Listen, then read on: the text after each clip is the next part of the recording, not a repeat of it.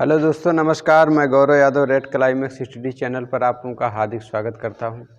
प्यारे बच्चों, आज हम लोग एनटीपीसी का मैथ का प्रैक्टिस सेट करेंगे। ठीक है, तो चलिए देखते हैं। क्वेश्चन नंबर 1 ये रहा आपकी स्क्रीन पर, देखिएगा। कह रहा है 10,000 रुपये को, क्वेश्चन कह रहा है 10,000 रुपये को 2 वर्षों तक रखने पर 12,200 रुपये हो जाता है। और कह रहा है यही धन 3 वर्षों में 13,300 रुपये हो जाता है। तो दर ज्ञात करना है आपको। चक्रवृद्धि ब्याज की जो दर है वो दर ज्ञात करना है, दर कितनी होगी। ठीक है, तो चलिए ज्ञात करते हैं। आसान सा क्वेश्चन है। क्या करना है, यहाँ आप लोग इस पैसे का अंतर ले लीजिए। 12,200 और 13,300 का आप जब अंतर लेंगे तो यहाँ पर अंतर आपका आ जाएगा 1100। कितना आ जाएगा? 1100 अंतर लेकर आप लोग चेक कर लीजिएगा। 13,300 और 12,200 अंतर लेंगे 0011। ठीक है, कितना आ गया? 1100। तो आप लोग कह सकते हैं दर परसेंट बराबर 1100 रुपये, है ना। यहाँ आप जब समय का अंतर लेंगे तो समय आ जाएगा 1 वर्ष। कहने का मतलब 1 वर्ष में आपको ब्याज कितना मिला? 1100, है ना। 1 वर्ष में आपको ब्याज कितना मिला? 1100। 1100 रुपये आपको ब्याज मिला। किस पर मिला? मूलधन कितना है? 10,000। और दर प्रतिशत में लाने के लिए 100 से गुणा कर दीजिए। 2 जीरो ये आपके इधर कट गए, 2 जीरो ये कट गए, तो दर आपकी कितनी आ गई? 8% आ गई, 11%। ये आपका आंसर हो जाएगा। ठीक है, क्वेश्चन नंबर 2 हम लोग देखते हैं। क्वेश्चन नंबर 2 कह रहा है एक दुकानदार 1 रुपये में 4 पेन बेचकर 25% का लाभ कमाता है। तो कह रहा है 1 रुपये में दुकानदार ने कितनी पेन खरीदी होगी। ठीक है, चलिए हम लोग देखते हैं। यहाँ पर मात्रा लिखें। मात्रा कह रहा 4 पेन दुकानदार खरीदता है कितने रुपए में? 1 रुपये में। ठीक है, और उसका प्रॉफिट परसेंट जो दिया है 25%। 25% का लाभ कमाता है। ठीक है, तो हम लोग कह सकते हैं 25% का जब लाभ कमाता है, कहने का मतलब 25% का लाभ कमाता है, और हम लोगों कहने का मतलब ये एसपी कर दिया, विक्रय मूल्य है। ठीक है, तो 125। ठीक है, हम लोगों को सीपी ज्ञात करना है। क्या ज्ञात करना? सीपी। और सीपी हमेशा कितना होता है? 100 होता है, 100। ठीक है, चलिए अब इसको आप काटिए। अगर मैं काटूँ इसको, 25 चौके 100 हो गया, 25 पंचे 125 हो गया। ठीक है, और ये 4 आपका कट गया। तो हम लोग कह सकते हैं 1 रुपये में कितने? 5 इधर आ गया, है ना, तो ये आ गया 5 और इधर आ गया 1 रुपया। ठीक है, 1 रुपये में उसने कितनी पेन खरीदी होगी? 5 पेन।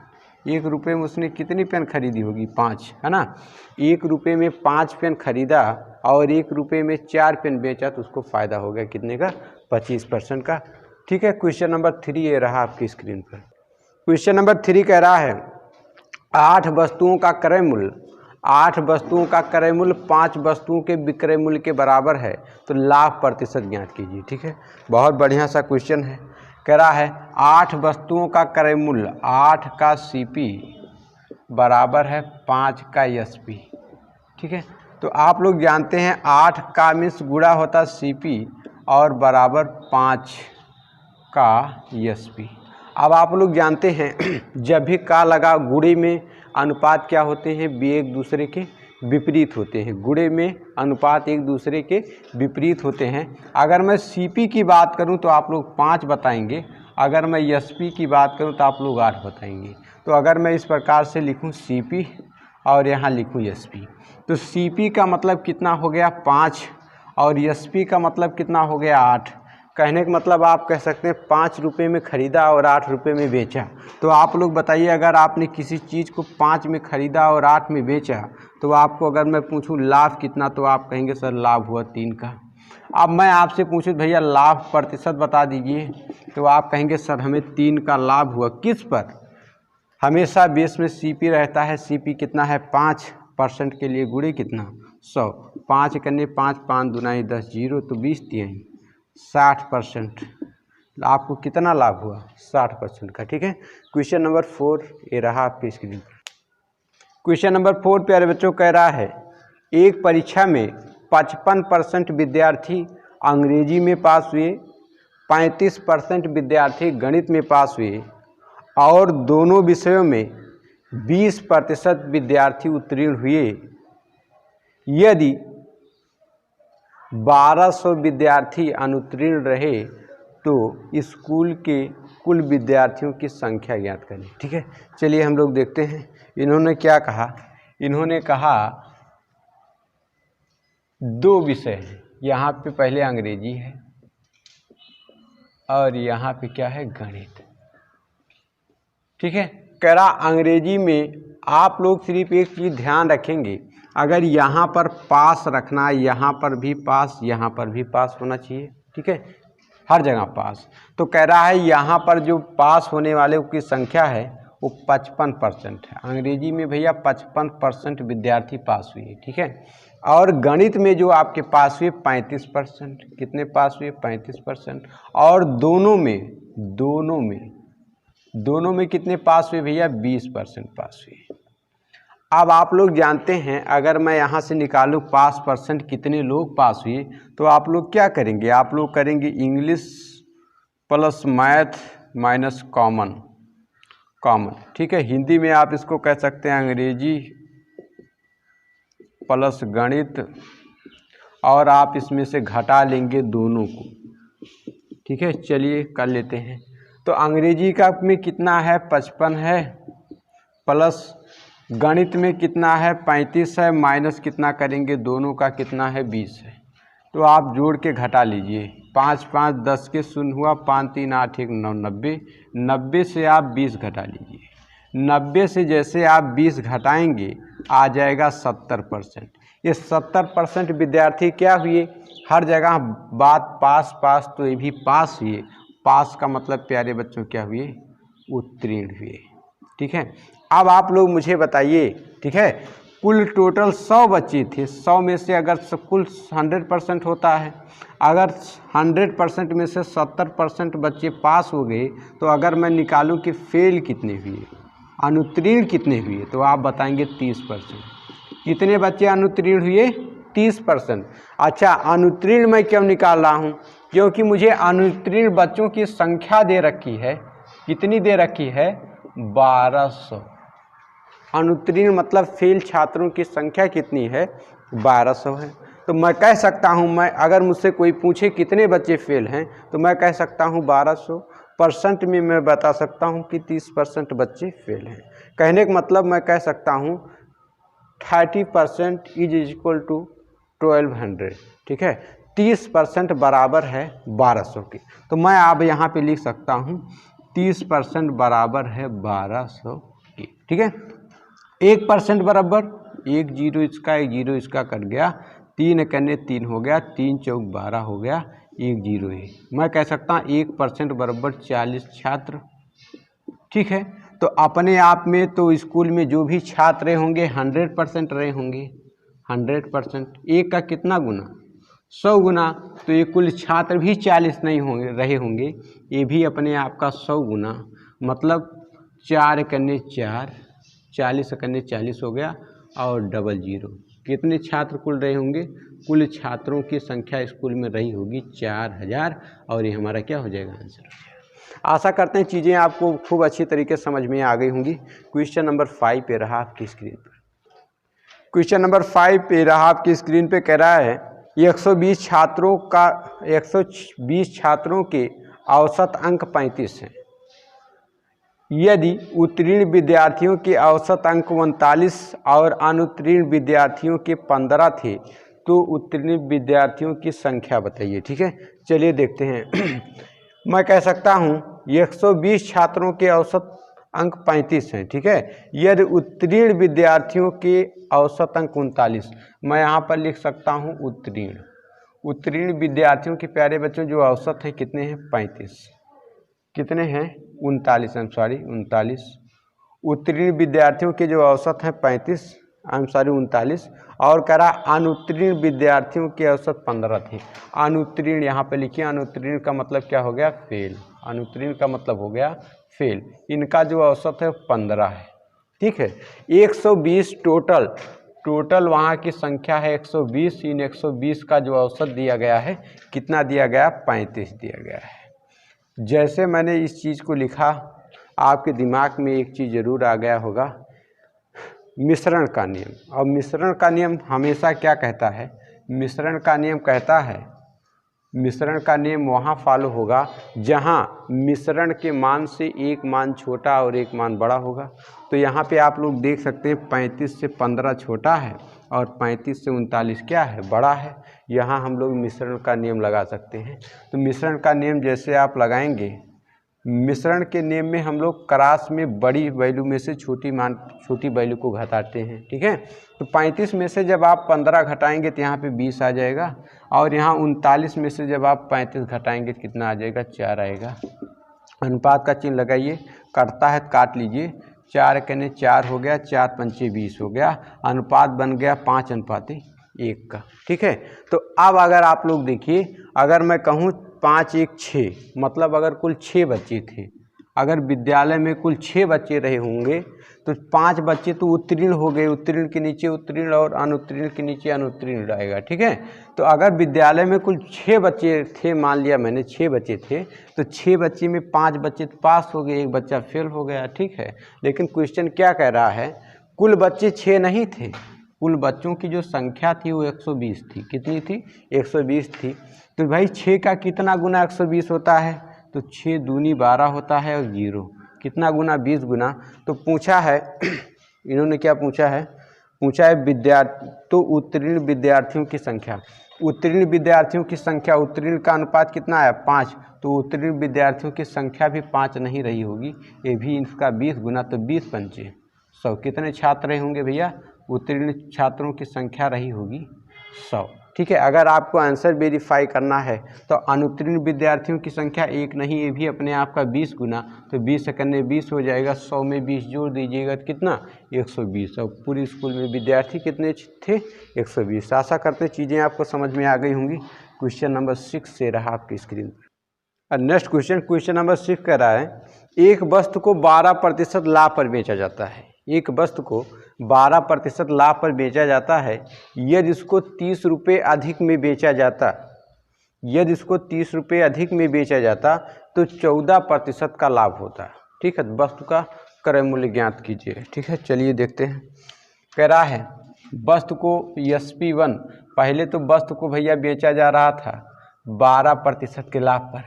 अब SP2 कह रहा वस्तु को अगर इस चीज़ पर ना बेचकर 12% प्रॉफिट पर ना बेचकर अगर इसको 14% प्रॉफिट पर बेचा जाता, यहाँ पर उसको यहाँ ना बेचकर यहाँ पर बेचा जाता, तो उसको 30 रुपया अधिक मिलता। कितना अधिक मिलता? 30 रुपया अधिक मिलता, ठीक है। तो मैं कह सकता हूँ, अगर मैं आपसे प्यारे बच्चों पूछूं कि 12 से 14 कितना प्रतिशत अधिक है? 12 से 14% कितना? आप कहेंगे सर 2% अधिक है। कहने का मतलब इसी 2% की वजह से उसको अब रुपया कितना ज़्यादा मिल रहा है? 30 रुपया। तो मैं कह सकता हूँ 2% बराबर है 30 रुपया के। तो 1% बराबर कितने की होगा? 1% 2 से काट दिया, 2 कनम 2, 2 कने 2, 1 बचा 2 पंचे 10, है ना। आप कह सकते हैं कि भैया 1% बराबर 15 रुपया। तो सभी बच्चे जानते हैं कि CP बराबर 100%। CP कितना होता है? अपने आप में 100%। तो ये भी 1% नहीं रहा होगा, अपने आप का कितना रहा होगा? 100%। 1 का कितना गुना भाई? 100 गुना। तो ये भी रुपया भी 15 नहीं रहा होगा, ये भी अपने आप का 100 गुना। तो 15 करने 15 और डबल ये कितना रुपया आ गया भैया? 1500 रुपया, ठीक है। यही आपका हो जाएगा आंसर, ठीक है। क्वेश्चन नंबर 7 हम लोग देखते हैं। क्वेश्चन नंबर 7 ये रहा आपके स्क्रीन पर। आशा करते हैं चीज़ें आपको समझ में आ रही होंगी, ठीक है। जब आप मन में बना लोगे मैथ हमें नहीं आएगी तो मैथ कभी नहीं आएगी, ठीक है। आप लोग क्या करिए, इंटरेस्ट रखिए। गुरुजी कहते हैं इंटरेस्टिंग इन योर सेंस। जब किसी चीज़ में आप रुचि करेंगे वो चीज़ें धीरे धीरे अपने आप में आने लगती हैं, ठीक है। तो आप लोग इंटरेस्टिंग रखिए, ठीक है। किसी चीज़ को रुचिकर होकर देखिए, मन बनाइए हाँ ये चीज़ हमें आनी ही आएगी, है ना। अगर आप सोचेंगे नहीं आएगी तो कभी नहीं आएगी, ठीक है। मैथ का वीडियो कभी भी देखिए, कॉपी पेन हाथ में ज़रूर रहना चाहिए, तभी आप पूरी तरीके से समझ पाएंगे। क्वेश्चन नंबर 7 कह रहा है 15,600 रुपये को 15,600 रुपये को 1/2, 1/2, 1/3 और 1/4, 1/2 अनुपात 1/3 अनुपात 1/4 के अनुपात में बांटा जाता है। तो सबसे बड़ा हिस्सा बताइए, इसमें सबसे बड़ा आपको हिस्सा बताना है। तो सबसे पहले आप क्या करिए, यहाँ से 2, 3 और 4 को यदि मैं गायब कर दूँ, यदि मैं 2, 3 और 4 को गायब कर दूँ, है ना, तो मैं आसानी से अनुपात बना सकता हूँ। तो मैं अगर इनको गायब करने के लिए क्या करूँगा, 2, 3 और 4, कहने का मतलब 2, 3 और 4 का यदि मैं एलसीएम ले लूँ, क्या ले लूँ, एलसीएम, तो मुझे पता है 2, 3 का एलसीएम होगा 12, है ना, 12। कहने का मतलब 12 वह छोटी से छोटी संख्या है, लोएस्ट कॉमन मल्टीपल 12 वह छोटी से छोटी संख्या है जिसमें 2, 3 और 4 का पहाड़ा पूरी तरीके से चला जाएगा। चलिए ठीक है, तो अगर मैं यहाँ पर 12 से गुणा कर दूँ और यहाँ पर भी 12 से गुणा कर दूँ और इसके बाद अगर मैं यहाँ पर भी 12 से गुणा कर दूँ, है ना, तो देखिए 2 छक 12 हो गया, 3 चौक 12 हो गया और 4 तिहाई 12 हो गया। आप देखिए 6 कन्ने 6 हो गया और 4 कन्ने 4 हो गया और 3 कन्ने 3 हो गया। अगर मैं इन सबको जोड़ दूं, 6, 4, 10, 3, 13, मैं कह दूं कि 13, है ना। अगर मेरे पास कुल मिलाकर 13 रुपये होते तो मैं इसको 6 रुपये देता, इसको 4 रुपये देता और इनको कितना देता, 3 रुपये देता। लेकिन मेरे पास रुपये 13 थे नहीं, मेरे पास रुपए हैं 15,600। कितने पैसे हैं, 15,600। बांट लीजिए भाई, सभी लोग जानते हैं 13 का पहाड़ा एक बार पढ़ेंगे, 13 कन्ने 13, 2 बच गया, 2 इसके पास जाएगा, 2.5 में चला जाएगा, 13 दूनाई 26 हो गया और डबल जीरो लगा, डबल जीरो। कितना गुना भाई, 13 का 1200 गुना होता है 1560। जिन बच्चों को समझ में नहीं आया, 1560 को प्यारे बच्चों आप लोग 13 से भाग कर लेना, 13 कन्ने 13 हो गया, 2 आ गया, 6 उतार लिया, 13 दूनाई 26 हो गया, ठीक है। पूरी तरीके से कट गया, जीरो उतारा आपने, यहाँ पे जीरो बढ़ाया, 0, 0 कट किया, फिर आपने जीरो उतारा और जीरो यहाँ बढ़ा के 0, 0 कट हो गया, ठीक है। तो कितना आ गया, 1200। इस प्रकार से आप लोग जान गए कि 1200 आ जाएगा, ठीक है। 13 का कितना गुना 1500, 15,600 होता है, तो 1200 गुना। तो कहा है सबसे बड़ा हिस्सा, जो अनुपात सबसे बड़ा होगा वही उसका हिस्सा भी बड़ा होगा। तो यहाँ पे तीनों में सबसे बड़ा अनुपात किसका, इसका है, 6 का। तो 6 का 6 रुपये भी ना रहा होगा, ये भी अपने आप का 1200 गुना, तो 12 छक 72 हो जाएगा और डबल जीरो कितना रुपया भैया, 7200। और यही हमारा क्या हो जाएगा आंसर। क्वेश्चन नंबर 8 ये रहा आपकी स्क्रीन पर। नेक्स्ट क्वेश्चन कह रहा है ए किसी काम को 20 दिन में, ए किसी काम को करता है भैया 20 दिन में और बी उसी काम को करता है प्यारे बच्चों 30 दिन में। कह रहा है काम समाप्त होने के 5 दिन पहले, काम समाप्त होने के 5 दिन पहले ये काम छोड़कर चला जाता है। काम को समाप्त होने के 5 दिन पहले ये काम को छोड़कर चला जाता है। तो बताइए कार्य कितने दिनों में समाप्त हुआ, ठीक है। चलिए देखते हैं। सबसे पहले आप लोग यहाँ देखिए, कुल काम तो प्यारे बच्चों हमें पता नहीं है, तो आप क्या करेंगे 20 और 30 का एलसीएम ले लेंगे और वही हमारा क्या होगा, टोटल वर्क होगा, कुल काम होगा। क्या होगा, कुल काम। कुल काम क्या होगा, 20 और 30 का एलसीएम सभी लोग जानते हैं। ये एलसीएम का मतलब होता है लोएस्ट कॉमन मल्टीपल, मतलब वह छोटी से छोटी संख्या जिसमें 20 और 30 का लासा, 20 और 30 का पहाड़ा पूरी तरीके से चला जाए। तो जिन बच्चों को 20 और 30 पहाड़ा नहीं, 2, 3 मान लीजिए, ठीक है, 2 और 3 मान लीजिए, 6 ऐसी छोटी से छोटी संख्या होती है, 2 तिहाई 6, 3 दूनाई 6, या आप कह दो 20 तिहाई 60 और 30 दूनाई 60। कहने का मतलब यहाँ पर आ जाएगा 60। कुल काम हमने मान लिया कितना, 60, ठीक है। तो आप बताइए अगर ए 20 दिनों में 60 काम कर सकता है तो एक दिन में उसको कितना काम करना पड़ेगा, 20 तिहाई 60, एक दिन में उसको करना पड़ेगा 3 काम, ठीक है। अगर बी काम को 60 काम को 30 दिन में कर लेता है तो एक दिन में उसको कितना काम करना पड़ेगा, 30 दूनाई 60, एक दिन में उसको करना पड़ेगा 2 काम, ठीक है। अब इन्होंने क्या कहा है, खेल तो अब शुरू हुआ, इन्होंने क्या कहा, काम समाप्त होने के पहले 5 दिन पहले ये काम छोड़कर चला गया। तो मैंने आपको 2 चीज़ें बता रखी हैं। मैंने कहा अगर काम समाप्त होने के पहले कोई जाना चाहता है तो उसको मत जाने दीजिए, उससे जबरन आप काम करवा लीजिए, ठीक है। अगर बाद हो तो उसको आप जाने दीजिए, ठीक है। तो ये पहले जा रहा है, आप लोग दिमाग में रखिएगा, जहाँ भी पहले शब्द आ जाए टाइम एंड वर्क में, इसको जाने मत दीजिएगा, ठीक है। तो चलिए इसको मैं ये सपोज डेट मैंने ए को जाने ही नहीं दिया, ठीक है। इसको मैंने काम कराया कितना दिन, 5 दिन, क्योंकि 5 दिन पहले जा रहा था। इसको मैंने कहा भाई रुक जाओ, हाथ पैर जोड़ो या कुछ भी करो, ज़बरदस्ती करो, हाथ पैर जोड़ो, कैसा भी करो, इसको जाने मत दो, ठीक है। तो अब मैंने इससे विनती किया, चिरौरी जो भी आप समझ लीजिए, रिक्वेस्ट किया, कुछ भी किया, ये बेचारा गया नहीं, है ना, मान गया। और इसने 5 दिन तक काम किया, तो 5 3 15, इसने कितना काम किया, 15 काम किया। तो अब आपको क्या करना है, आपको यही काम करना है कि कुल काम जो हमारा 60 था, उस 60 में एक्स्ट्रा इसने 15 काम कर दिए तो भाई चला जाता, लेकिन हमारी विनती पर, हमारी रिक्वेस्ट पर रुका, इस 15 को भी ऐड कर दो। तो जैसे ही आपने 60 में 15 ऐड किया तो हो गया 75। कितना हो गया, 75। यही हमारा प्यारे बच्चों कुल काम आ गया। कुल काम अब आप 60 को दिमाग से हटा दीजिए। अब आप मान के चलिए कुल काम कितना है, 75। 75 काम को करेंगे कौन, इस 75 काम को ए प्लस बी, ये दोनों मिलकर करेंगे। अब आप बताइए ए और बी अगर मिल जाएं तो एक दिन में कितना काम करेंगे, 3 काम तो ये करता, 2 काम बी करता है, तो काम कितना हुआ, 5 काम हुआ, ठीक है। तो 75 काम इन लोगों को करना है, और किस दर से, 5 की दर से। तो आप लोग देख लीजिए, 5 करने 5, 5 करने 5 हो गया, 2 बचा, 5 25। कितने दिन में काम ये लोग कर लेंगे भाई, 15 दिन में। ये हमारा आंसर हो जाएगा। आशा करते हैं ज़बरदस्त तरीके से आपको चीज़ें समझ में आ रही होंगी, ठीक है। नेक्स्ट क्वेश्चन हम लोग देखते हैं।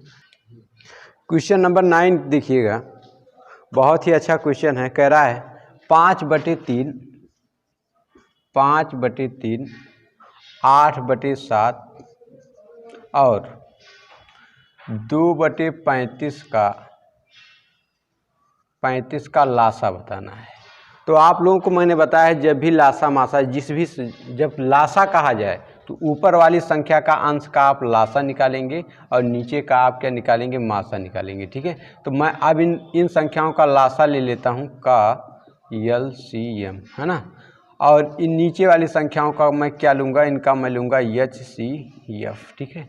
चलिए अब आप लोग देखिए, अगर मैं इनका लासा लूँ, लासा का मतलब होता है वह छोटी से छोटी संख्या जिनमें दी गई संख्याओं का भाग गुणा पूरी तरीके से चला जाए, ठीक है। तो 5 8 2, ठीक है, ऐसी वह छोटी से छोटी संख्या 40 होगी, जिसमें 5 8 40, 8 25 40 और 2 का पहाड़ा 20 बार पढ़िएगा, 40 आ गया, ठीक है। या आप लोग एलसीएम निकाल कर आराम से देख लीजिएगा, ठीक है। मैं तो निकाल लिया, आप लोग निकाल के चेक कर लीजिएगा। अब HCF निकालने का जोरदार तरीका मैंने आपको पढ़ा रखा है। प्यारे बच्चों, क्या करना, दो संख्याएं ऐसी आप देखो जिनके बीच में न्यूनतम कम से कम अंतर हो। तो यहाँ पर अगर आप देखेंगे 3 और 7 में कम से कम अंतर है ना। अंतर जो होता वही HCF होता है। HCF अंतर, यही अंतर ही क्या होता है, HCF होता। तो अंतर अगर मैंने देखा 7 और 3 का अंतर कितना आ गया, 4 आ गया। तो आप लोग बताइए, क्या 4 का पहाड़ा इन तीनों में जाएगा? कभी नहीं जाएगा। क्यों नहीं जाएगा? 4 एक सम संख्या होती है, 7 और नंबर होता है, विषम संख्या होती है, 3 भी और 35 भी, ठीक है। तो आप 4 का गुणनखंड कर लीजिए। 4 को मैं किस प्रकार से तोड़ सकता हूँ, 2 गुणे 2 के रूप में तोड़ सकता हूँ। तो 2 का पहाड़ा क्या 3 में जाएगा? नहीं। 7 में जाएगा? नहीं। 35 में जाएगा? नहीं। तो इस 4 को फिर से अगर मैं तोड़ूं तो मैं कह सकता हूं 4 कने 4। तो 4 का टेबल नहीं जा रहा, 1 का जाएगा। कहने का मतलब इसका जो मासा आ गया 1 आ गया। ये हमारा आंसर हो गया। अगर ये ऑप्शन में नहीं है तो ऑप्शन में दिया होगा 40, से हमारा क्या हो जाएगा, आंसर हो जाएगा। क्वेश्चन नंबर 10 ये रहा आपकी स्क्रीन पर। क्वेश्चन नंबर 10 कह रहा है 58 गुणे 23 गुणे 8/4 इक्वल टू व्हाट। ठीक है, इसको हल करना बहुत छोटा सवाल है, काट लीजिए। 4 कने 4 हो गया, 4 दूना 8 हो गया। इतने को मैंने हल कर दिया, क्या आ गया 2 आ गया। ठीक है, तो इसको मैं कह सकता हूँ 23 दूना 46। ठीक है, तो आगे मैं कह सकता हूँ 58 गुणे 46। गुणा कर लीजिए आराम से आप लोग, जब गुणा करेंगे 5 8 को 4 6 से गुणा करेंगे तो 6 8 48 के 8 हो गया, हासिल आपका 4 हो गया, 6 पंचे 30 4 34 हो गया। ठीक है, 4 का पहाड़ा पढ़िए, 4 का पहाड़ा 8 बार पढ़ेंगे 32 हो गया, है ना। 8 चौक 32 हो गया, 3 आपका हासिल आ गया, 4 पंचे 20, 3 कितना हो गया 30 हो गया। जोड़ लीजिए 8 6 6 2, है ना। तो उत्तर आपका कितना आ गया 26 68। ये आपका आंसर हो गया। ठीक है, आसान था। चलिए देखते हैं क्वेश्चन नंबर 11। और ये आज का लास्ट क्वेश्चन 11 नंबर होगा। इसको आप लोग वीडियो पॉज करेंगे, करने का प्रयास करेंगे। ऑप्शन पहले दे रहा हूँ, सवाल बाद में लिखता हूँ। ऑप्शन इसका लिखा हुआ, ऑप्शन ए लिखा हुआ 200, ऑप्शन बी लिखा हुआ 202 और ऑप्शन सी लिखा हुआ 204 और ऑप्शन डी लिखा हुआ है 206। सवाल अब मैं यहाँ लिख दे रहा हूँ। क्या दे रहा है, लिखा है 6 सही 1/8 और गुणे 12 सही 2/3 और इसके बाद फिर गुणे लिखा है 1 सही 1/7 और फिर गुणे लिखा हुआ है 2 सही 2/7। ठीक है, इक्वल टू 1। इसको आप लोग हल करिए, कितना आएगा। ठीक है, बताइए। ठीक है, विदिन 15 सेकेंड 820 सेकेंड। नहीं आया, चलिए ठीक है, मैं बता देता हूँ। ठीक है, 8 छक 48 से 49 से हो गया 49 और बटे में कितना हो गया 8। ठीक है, अब इसके बाद क्या होगा, 12 चौक 48 और 3 51 बटे में कितना हो गया 4 गुणे 7 करने 7 1 8 8/7 हो गया, गुणे 7 दूना 14 14 2 16 14 2 16 और बटे में कितना 7। अब जो भी करता है उसको आप काट लीजिए। ठीक है, अगर मैं काटूं तो ये 7 और ये 7 7 49 ये कट गया। अब ये 7 और ये 7 कट गया और कोई चीज़ें कट रही हैं। 8 करने 8 हो गया, 8 दूना 16 हो गया। क्या और कोई चीज़ कट रही है, अगर मैं देखूं 2 करने 2 हो गया, 2 दूनी 4 हो गया।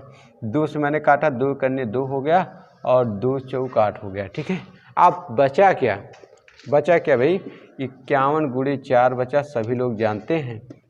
वैसे तो मैं तो वैसे कह दूंगा 50 चौके 200, है ना, और 4 ये 204 होना चाहिए। ऑप्शन नंबर सी सही होगा। या कर लीजिए 4 करने 4 हो गया और 4 पंचे कितना हो गया 20 हो गया। ये आपका आंसर हो गया। तो मेरे प्यारे बच्चों, आशा करते हैं चीज़ें आपको विधिवत तरीके से समझ में आ गई होंगी। रेलवे एनटीपीसी के संभावित प्रश्न हैं। ठीक है, प्रैक्टिस सेट में देखेंगे तो कुछ इस प्रकार से क्वेश्चन आपको दिखाई देंगे। ठीक है, आज ये पहला प्रैक्टिस सेट था और अब हम लोग डेली एक एक प्रैक्टिस सेट मैथ का इसी प्रकार से करने का प्रयास करेंगे और विधिवत क्वेश्चंस आपको मैं कराऊंगा। भरपूर जानकारी प्रैक्टिस सेट की आपको दूंगा। ठीक है, पूरे पेपर का एनालिसिस किया हूँ एनटीपीसी ग्रुप डी का और सारे प्रैक्टिस सेट आप करेंगे तो आप लोग पेपर में बेहतर से बेहतर कर पाएंगे। चलिए ठीक है, आशा करते हैं अच्छा लगा होगा। Thank you so much for watching this video. Okay, thanks.